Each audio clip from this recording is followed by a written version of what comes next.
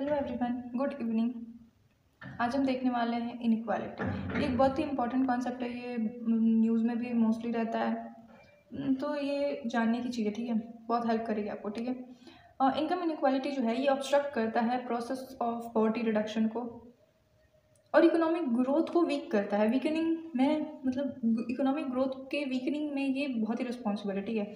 चलिए ये पता लगा, लेकिन इनइक्वालिटी होती क्या है? इनकम इनइक्वालिटी होती क्या है? In India it refers to the unequal distribution of wealth and income. Wealth और इनकम का इक्वल डिस्ट्रीब्यूशन नहीं होता, अनइक्वल डिस्ट्रीब्यूशन होता है और इसकी वजह से इनकम इनइक्वालिटी क्रिएट होती है। जब भी रिच जो है रिचर होते जाते हैं, पुअर जो है पुअर होते जाते हैं, वरना सब सेम लेवल पे होते हैं, ठीक है। जो इनइक्वालिटी ये इफेक्ट करती है ह्यूमन कैपिटल फॉर्मेशन को, ठीक है।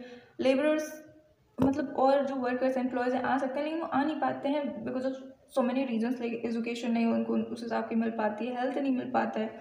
तो ये कैपिटल फॉर्मेशन को रिड्यूस करती है, अफेक्ट करती है basically. As those at bottom pyramid face economic constant in education. उनके पास लिमिट्स होती हैं कि वो इतने एजुकेशन तक जा सकते हैं, हायर एजुकेशन वो काफ़ी बार अफोर्ड नहीं कर पाते हैं, हेल्थ तक भी वो अफोर्ड नहीं कर पाते हैं अपनी। उनकी इनकम जो है और लिमिट हो जाती है। एजुकेशन होती मान लो तो उनकी इनकम जो है और बढ़ सकती थी, बढ़ने के चांसेस थे, लेकिन एजुकेशन से ही वो डिप्राइव्ड रह जाते हैं और उसकी वजह से ह्यूमन कैपिटल फॉर्मेशन होना और मुश्किल हो जाता है, ठीक है। इनइक्वालिटी जो है पॉलिटिकल इंस्टेबिलिटी भी क्रिएट करती है। ये जो इंस्टीट्यूशनल फ्रेमवर्क्स होते हैं, जो पॉलिसीज़ होती हैं, उनको भी वीकन करती है, ठीक है।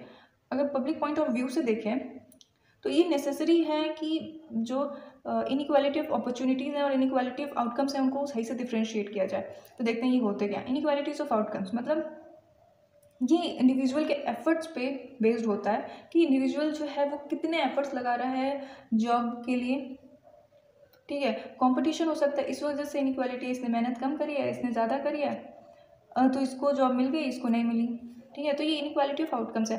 लेकिन यहाँ पे इनइक्वालिटी जो कॉन्सेप्ट है उसमें इनइक्वालिटी ऑफ अपॉर्चुनिटीज़ समझना मेन है और यही वर्क करता है, ठीक है। इसको यहाँ पे इतना कंसीडर नहीं किया जाता है, इसको कंसीडर करना होता है इनइक्वालिटी ऑफ अपॉर्चुनिटीज़ को। ये एग्जिस्ट करता है in society due to differences in individual circumstances, जैसे कि जो कि बियॉन्ड कंट्रोल है, वो सर्कमस्टांसेस जो कि बियॉन्ड कंट्रोल है, जैसे gender, age, caste, location of birth.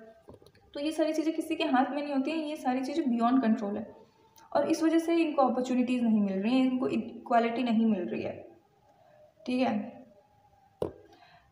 Causes क्या क्या हैं इनइक्वालिटी के? अभी हमने देखा कि इनइक्वालिटी के इम्पैक्ट्स क्या क्या हैं, उसकी वजह से क्या क्या होता है। यहाँ हम देख रहे हैं कॉजेज़ क्या क्या हैं इनइक्वालिटी के। सबसे पहले तो रीजंस क्या क्या हैं इनइक्वालिटी के। तो सबसे पहले एम्प्लॉयमेंट हो गया, ये सबसे मेजर रीज़न है। लो प्रोडक्टिविटी ऑफ लेबर का मतलब इनइक्वालिटी का मेजर रीज़न। अनएम्प्लॉयमेंट होगा तो लो लेवल ऑफ प्रोडक्टिविटी होगी लेबर्स की, जो कि उनको और नीचे पुश करेगी और पॉवर्टी ड्राइवन बनाएगी उनको, पॉवर्टी के अंदर घुसते जाएंगे वो, है कि नहीं है। और इसी वजह से इनइक्वालिटी, पॉवर्टी और अनएम्प्लॉयमेंट एक दूसरे से बहुत ज़्यादा रिलेटेड भी है, ठीक है। एम्प्लॉयमेंट नहीं रहेगा, लैक ऑफ एम्प्लॉयमेंट की वजह से not being created in time is a reason. मतलब टाइम पे एम्प्लॉयमेंट क्रिएट नहीं होना भी एक रीज़न है और इसकी वजह से इनकम गैप आजकल बढ़ते जा रहे हैं क्लासेस के बीच में। आजकल क्या स्टार्टिंग से ही है तो हिस्टोरिकली है ये, लेकिन टाइम पे एम्प्लॉयमेंट क्रिएट ना होना is major reason also. The lack of sufficient employment not being created in time is the reason why there is an income gap, ठीक है। इन्फ्लेशन एक अनदर रीज़न है, ये इनइक्वालिटी को क्रिएट करता है। इन्फ्लेशन करता क्या है आखिर? व्हेन प्राइजेज ऑफ नेसेसिटी, जो रिच पर्सनस हैं, जो रिचर सेक्शन वाले लोग हैं, उनको इतना इन्फ्लेशन से फ़र्क नहीं, ऑब्वियसली फ़र्क पड़ेगा लेकिन इतना नहीं पड़ेगा। वो अपनी नेसेसिटी की चीज़ों के अलावा और भी चीज़ें लेते रहते हैं। वो अगर अपना बजट कम कर दें तो इतने में उनका काम चल जाएगा। वो उनको नेसेसिटी वाली चीज़ें भी मिल रही हैं, उनको नेसेसिटी वाली चीज़ों में कमी नहीं होगी, प्रॉब्लम नहीं होगी, ठीक है। लेकिन जो पुअर सेक्शन है वो अभी नेसेसिटी वाली चीज़ें खरीद रहे हैं, इन्फ्लेशन होने की वजह से अपनी नेसेसिटी वाली चीज़ें भी नहीं खरीद पाएंगे। तो सबसे ज़्यादा ये किसको फेस करना पड़ रहा है? जो लोअर सेक्शन वाले लोग हैं, जो पॉवर्टी ड्राइवन लोग हैं, ठीक है। और एक तो इनइक्वालिटी जो है ये इनकम को भी कम कर देती है, रियल इनकम जो होता है उसको भी कम कर देती है। कैसे? अब देखो किसी का वेज रेट जो मान लो वो 200 है, वेज जो है वो 200 है, ठीक है। तो इन्फ्लेशन नहीं है अभी, तो मान लो कोई चीज़ है वो जो 50 रुपीज़ में ले रहा है, ठीक है। तो इसके पास कितने बचे हैं? 150 बचे अभी भी, और 50 का इसने चीज़ें ली हैं, इन्फ्लेशन बढ़ गया तो ये 50 की जो है वो 60 की हो जाएगी। तो अब इसके पास कितने रुपये बचे? इसके पास सिर्फ 140 बचे, तो इसकी रियल इनकम 10 रुपये कम हो गई ना। तो ऐसे ही रियल इनकम को कम कर देता है। रियल इनकम और नॉमिनल इनकम होती है, तो रियल इनकम को ही कम कर देता है, ठीक है। High tax rates are responsible for inequality. High tax rate जो है ये भी इनइक्वालिटी के लिए रिस्पॉन्सिबल है। The distribution of income and wealth. Next, globalisation. जब इकोनॉमी ओपन अप हुई थी, ग्लोबलाइजेशन आया था, तो इसके वजह से रिचर सेक्शन को बहुत ज़्यादा बेनिफिट हुआ था। तो रिचर सेक्शन और रिचर होते गए और पुअर सेक्शन और पुअरर होते गए, ठीक है। Large scale informal employment. अभी इनफॉर्मल एम्प्लॉयमेंट जो है बढ़ते जा रहा है, ठीक है। और इनफॉर्मल एम्प्लॉयमेंट में जॉब सिक्योरिटी नहीं होती है, सोशल सिक्योरिटी बेनिफिट्स नहीं होते हैं, रेगुलर वेजेस नहीं होते, इतनी सारी चीज़ें होती हैं। तो उसकी वजह से जो फॉर्मल और इनफॉर्मल सेक्टर के वेज गैप्स हैं उनमें डिफरेंसेस आए जा रहे हैं और इसकी वजह से वापस इनइक्वालिटी बढ़ रही है। डिस्क्रिमिनेशन, ये अनदर रीज़न है जिसकी वजह से इनइक्वालिटी बढ़ रही है।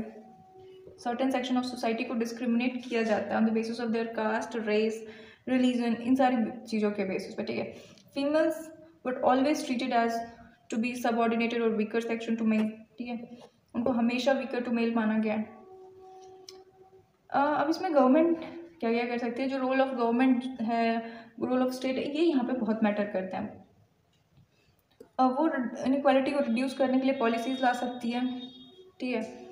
इसको significant in reducing inequality across sectors, location, gender and social groups bye designing set of policy, rules and responses, जो कि इनइक्वालिटी ऑफ अपॉर्चुनिटीज़ को रिड्यूस करेगी, ठीक है। इनइक्वालिटी ऑफ अपॉर्चुनिटीज़ को रिड्यूस करेगी, ठीक है, ना कि इनइक्वालिटीज ऑफ आउटकम्स को, उसको नहीं, वहाँ उससे इसका कोई मतलब नहीं है। Such policy responses must aim at building the human capital to make growth process, और एम्प्लॉयमेंट ओरिएंटेड होने चाहिए वो पॉलिसीज रूल्स रेगुलेशंस जो भी आ रहे हैं, ठीक है, और ह्यूमन कैपिटल बिल्ड करने वाले होने चाहिए।